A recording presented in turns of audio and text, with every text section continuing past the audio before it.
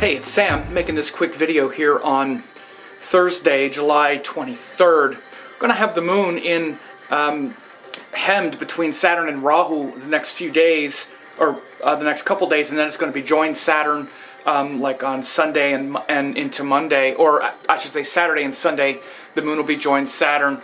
But here on Thursday, Friday, and into Saturday, the moon's going to be hemmed between Saturn and Rahu, and then joined Saturn in Scorpio on Saturday and Sunday and into Monday.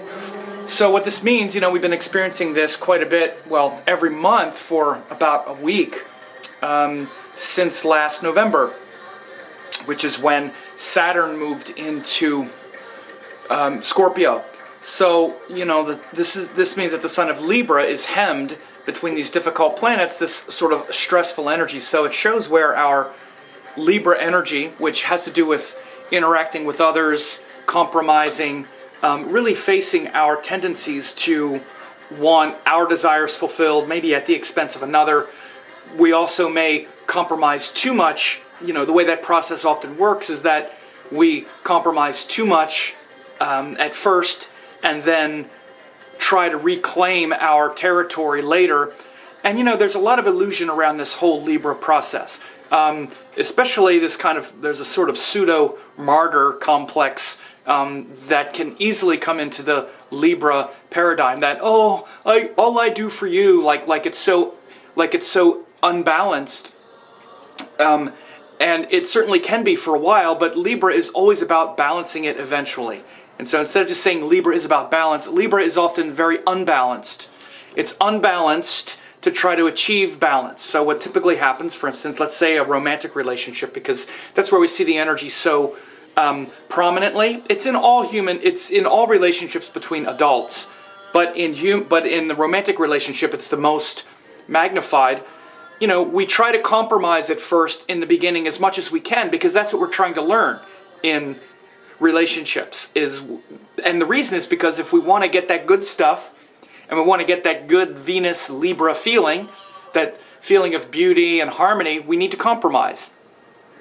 But we need to also know ourselves well enough to understand what we can compromise on and what we can't. Because we're not doing anyone a favor if we compromise too much in the beginning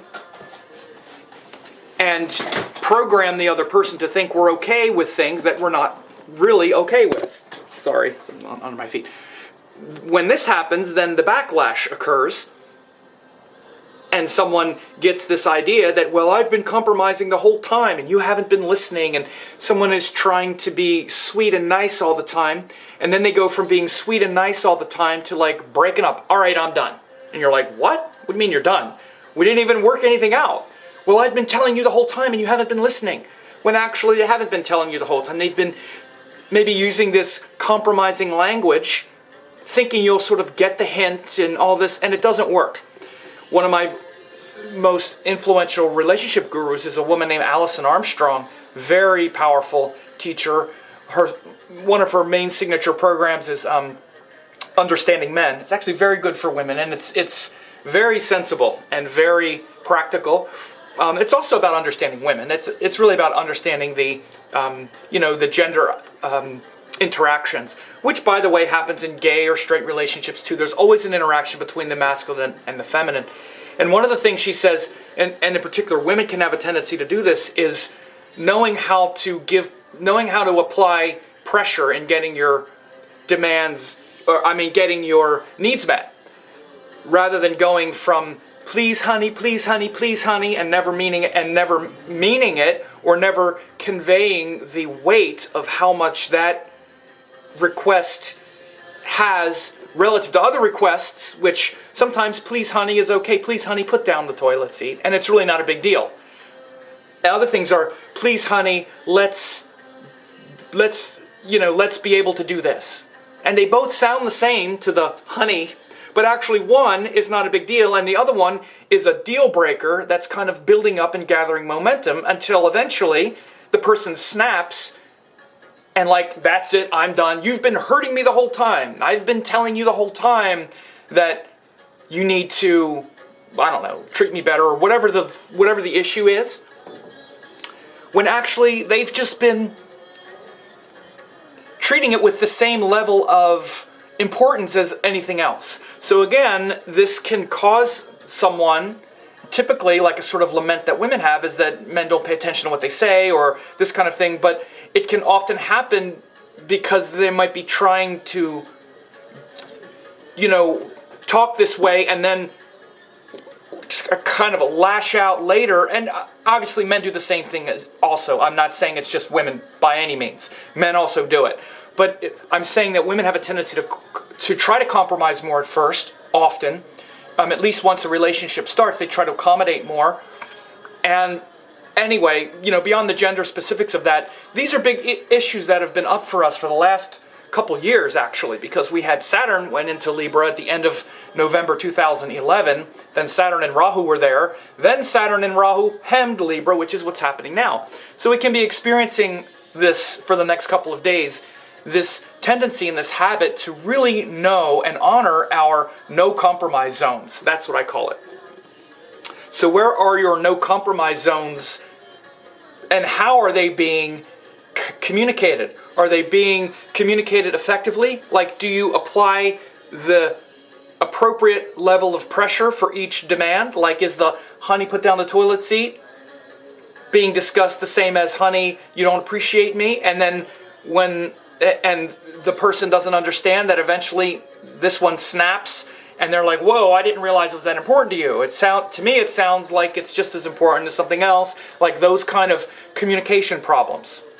I'm just using that as an example of how the communication problem starts, and how Libra is about balance and unbalance and fairness and a lack of fairness, because then what happens is when we don't feel appreciated and we don't feel respected, then we completely disrespect the other person as well. And we justify it. Well, you haven't respected me, so I'm not respecting you. And somehow that seems fair, quote. And sometimes it can seem fair for months or years, where a person really feels like, because you didn't respect me, I get to disrespect you, and it's okay, I'm justified in disrespecting you, for example. So anyway, these kind of things could be very prominent in your mind and consciousness for the next few days, at least however that's been working out. And of course, this is happening in the context of some of the recent transits. We have Sun, Mercury now in Cancer, which is very maternal, emotional, sensitive, but it can be confused emotionally, where we're not thinking as clearly, but really trying to interpret the language of the heart. And Jupiter is now in Leo, like we've been saying, Jupiter and Venus. Venus is about to go retrograde, so these are also really big themes where, again, you may feel some pressure really backing up around how you've handled some of this the last couple years. Because Venus is about to go retrograde, and it's now stationary, which means it's pretty much stopped in the sky. Venus is pretty much stopped in Leo. It's ready to go retrograde. And so when the planet is about to go retrograde and it stops, that energy feels like it's really sort of building up to a retrograde motion, which means now we're going to have to go back and revisit these themes of compromise, how well we compromise, how much we sell out things that are really no compromise zones. We need to know ourselves and know our values and value system well enough so that we don't allow our values to be encroached upon and allow ourselves to feel devalued and then feel justified in devaluing others because, well, you didn't appreciate me or whatever. Again, all of that is what disrupts the Libra function, what disrupts Venus. And retrograde cycles notoriously point this out to us. So you'll see the truth of this in the next few months as Venus goes retrograde and we get to reflect on this process a lot more. But for now, this Thursday, Friday, Saturday, over the weekend, and into Monday, Moon is going to be in Libra, hemmed between Saturn and Rahu for the first couple days, and then it goes into Scorpio where it's going to be debilitated and join Saturn. So particularly like Saturday night, Sunday, and into Monday, you can feel maybe some of that isolation and some of that brooding and even sort of depression. But it's also a great time, you'll find the later part of the weekend, especially, the middle Saturday through early Monday, the middle of Monday, something like that, where it's good for meditation, reflection, and really just facing what is and showing up rather than obsessing and fixating on some, some psychological drama around it all. That's what we tend to do. So anyway, I hope this has been helpful for you, and you have a good weekend.